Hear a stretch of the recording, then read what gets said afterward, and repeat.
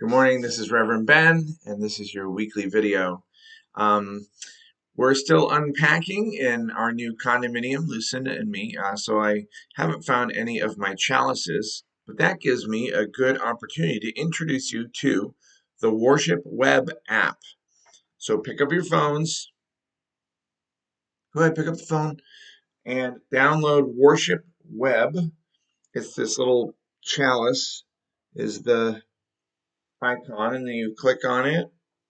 It opens up and you get Chalice lightings, Chalice extinguishings, all these cool readings, and a virtual Chalice.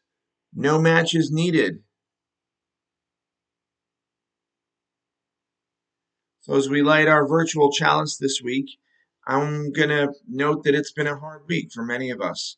I've talked with some of you who are dealing with depression, some of you who are dealing with the loss of loved ones or the impending loss of a loved one. Some of you who are dealing with physical illnesses, and some of the illnesses are taking a long time to pass on by. In the world, we have witnessed the killing of young Next Benedict, the trans non-binary high school student. We continue to witness ongoing violence in Gaza. So I wanted to get the right chalice lighting for this week, and I found one from Reverend Sara Ascher. May the light from this flame be a beacon of our faith in the days that grow dark and dreary. May the light from this flame be warmth to our spirits during nights of restless searching. May the light from this flame be a celebration of the truth, meaning, and joy we find within these walls and in our dreams. The light that we now kindle is a reminder of those who gave their lives for the freedom we cherish. May we never allow the light to falter, not in our chalice, nor in our hearts. Cheyenne has gone to Washington, D.C. this week. Cheyenne, I hope you have a fantastic trip. For the rest of you, contact me with any needs that you would normally contact Cheyenne about. Reminder, my office hours are Mondays, Thursdays, and Fridays, my office hours. I also work on Saturdays and Sundays. My weekend is Tuesdays and Wednesdays, today and tomorrow.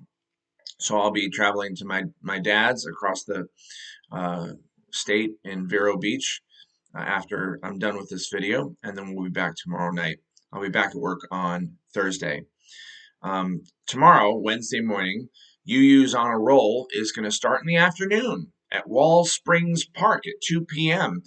They've had some complaints about morning temperatures, so they're going to give an afternoon start a try. Bring a snack for after the ride and enjoy some great fellowship and conversation. You can contact Doug or Connie for more information. Then the day after tomorrow, Thursday, we're hosting a film. It's called Incident at Oglala. I believe it's at 6 p.m. in the sanctuary, and I believe it's sponsored by AIM, the American Indian Movement. So that should be a wonderful event. Friday, of course, we have the Sunset Supper, where we feed unhoused folks and folks needing food. Contact Sabine to volunteer for that. Then on Saturday at 10 a.m., we have a special event from the racial justice team. Have you ever heard of the Living Pledge to End Racism course? Did you know that 28 of us here at UU St. Pete have signed the Pledge to End Racism? Want to join? We're so excited, says the racial justice team, for this next course for the Living the Pledge to End Racism. You are invited to a coffee info session this Saturday, March 2nd from 10 to 11:30 a.m. We'll ask you for when is a good time for you to take the class. So bring your calendars, sign up for the class, and bring a friend.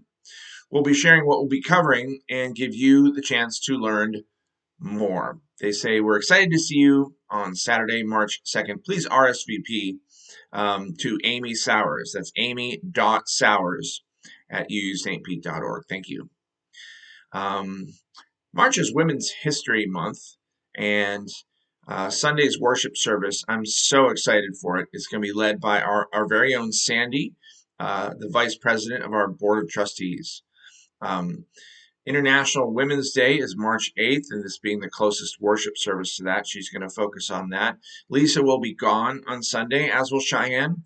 I'm really grateful to Chris Chavie almost every day of my life, but in particular, on Sunday, Chris has agreed to put up the signs for the church. He's also volunteered to do our lawn work and our landscaping. Thank you, Chris. Please thank him if you see him.